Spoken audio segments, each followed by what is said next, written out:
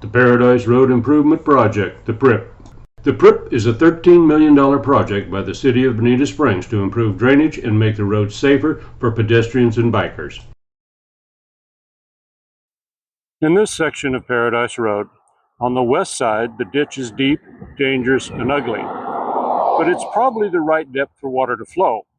When the PRIP is finished, the ground will now be just above road level, and underneath there will be culverts that will direct stormwater into the new lakes the city has built for around $18 million. The road is currently 20 feet wide, which is the same width as every other road in the neighborhood, but it seems narrow because there are sharp drop-offs where the shoulder has been eroded when heavy trucks run off the road. The sidewalk on the east side is just over 2 feet away from the road and is only 5 feet wide. That means you really can't have pedestrians and bicycles or e-bikes sharing the space, and the swale is not very deep. Not being an engineer, I will trust the city to do the stormwater part of this project right. So the city is going to make some major improvements. But I have concerns about the design of the roadway and the paths. We need to have paths that are wide enough to allow bicycles and e-bikes to travel with traffic and pedestrians to walk facing traffic. We also need beautiful landscaping and lighting. And we need to have traffic calming devices like speed tables or raised intersections, probably 3 of them, between the traffic circle at Maddox and Shangri-La. American Structure Point, the design firm hired by the city, offered 3 alternatives for the road and paths, C, B, and A. I think designs B and C have serious issues, but alternative A is good, but it could be better. Alternative A has 8-foot paths on both sides, but 8 feet will be a little close for comfort when bikers are meeting a couple of pedestrians. And because they're using a raised curb gutter, they need 5 feet of slope from the path back to private property. This is my alternative, with 10-foot pathways on both sides and a valley curb gutter. It is the safest alternative and will encourage more people to walk and bike. Learn more in the short video that follows. I'm Dwight Essman, and I've been watching the City Council for over 6 years. I and several other people did everything we knew how to do to get the city to buy the old golf course and turn it into a stormwater retention area and a passive use park. We failed. Now we have one final opportunity to try to create a great community in this area. I live right here on Paradise Road, just a little north of where I'm standing now at the corner of Paradise and Terra. And right here is a 15-foot easement for BSU that can be a path over to Cockleshell Drive. When we bought our lot in 1999, Paradise was a very rough dirt road just south of our lot, and so was Shangri-La. There was no traffic on Paradise Road, but we did have to drive almost 2 miles to get to Old 41 to go anywhere. The city did not get my permission to pave Paradise. Yes, they really did pave Paradise and Shangri-La too. But now we're only a half mile to Old 41. Did the city improve our life? Maybe. But they definitely improved the lives of most of the people that use Paradise to get somewhere. There are over 1,000 homes in this area. Almost all of us use Paradise Road. Since we had to put up with the construction of the 248 homes on the old golf course, the noise, the dirt, the 40,000 dump trucks tearing up the road, can't we expect the city to make Paradise a lovely, safe road? You can see what Paradise looks like behind me. It's not a very pretty or safe street. I think the perfect residential street is something like this, or maybe even this one in Fairway Dunes, or this one on Golf Lake Circle, or even this one in Bonita del Sol when the trees are grown. The plan I propose for the Paradise Road Improvement Project is, I believe, the best one to ensure the safety of pedestrians and bikers, including e-bikers. It has pathways wide enough for everyone and will slow down traffic on Paradise Road. Right now people are doing 45 miles an hour and they get to their destination 40 seconds sooner. I think they can afford to slow down and drive the speed limit.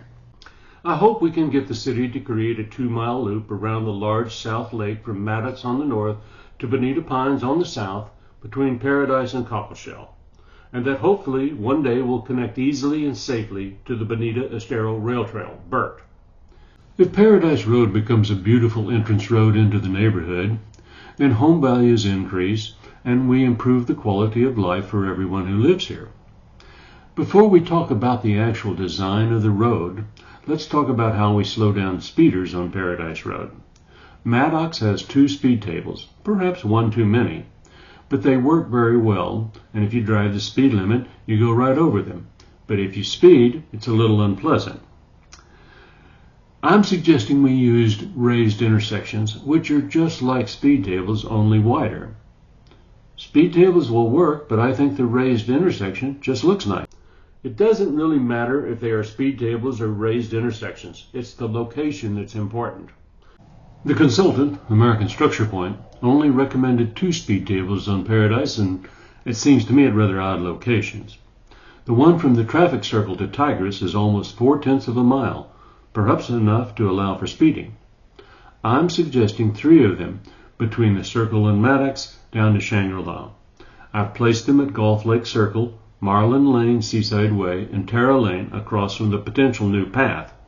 These are locations that have lots of cars turning, and there's only a separation of about 1/4 mile between them.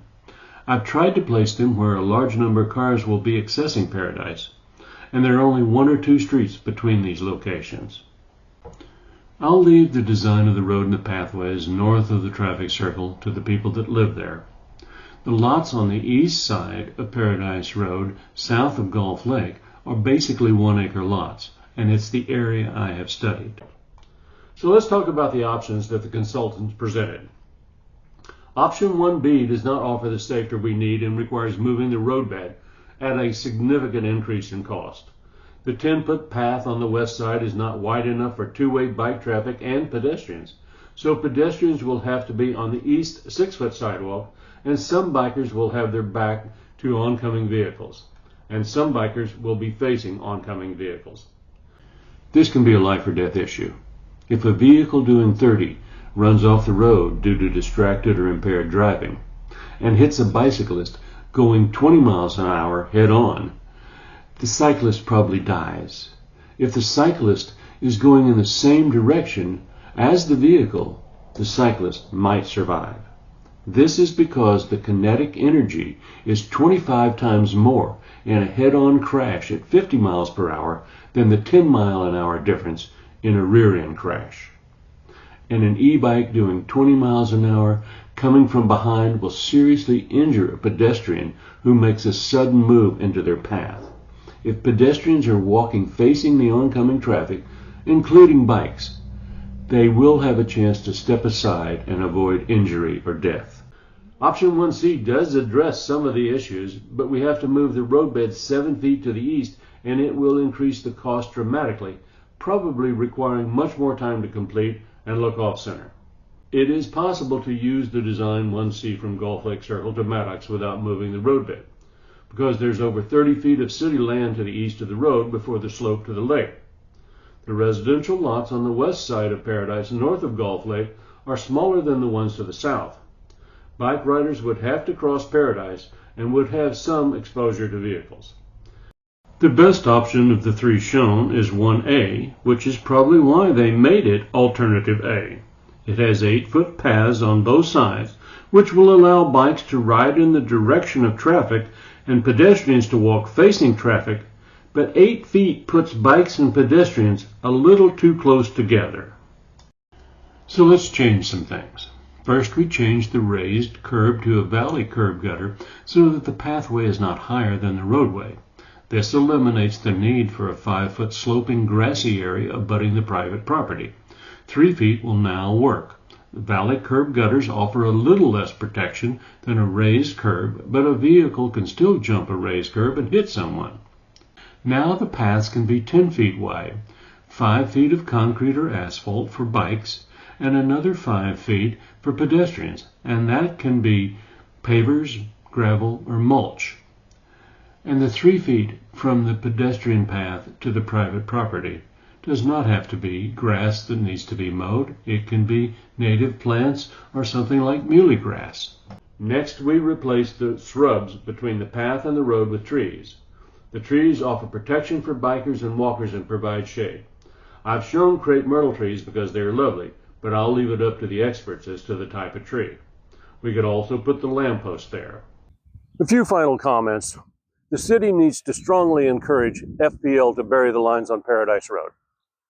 And down at Shangri-La, A right turn lane is probably all that is needed, but it would be ideal if the city would buy the vacant lot on the corner so that we could do a traffic circle later if needed and perhaps create a small park.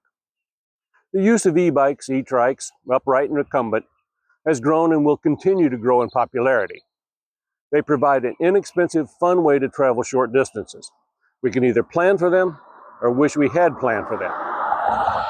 We should not leave this decision up to the City Council. None of them live in this neighborhood. It's why I'm making this video and why I hope you'll support these ideas.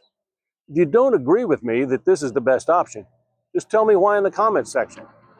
But please remember, the right-of-way belongs to the city, and the city not only has the right, but the obligation to do what's best for all residents.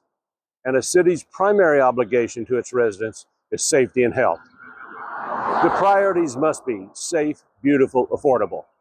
We have an opportunity to make this project a model for all future road improvement projects. We need to encourage more people to walk and bike, particularly old fat guys like me, but it has to feel safe, and it doesn't feel safe right now. Alternative 1A, plus wider paths, plus nicer landscaping, plus slower vehicles, plus more affordable. Safe, beautiful, affordable.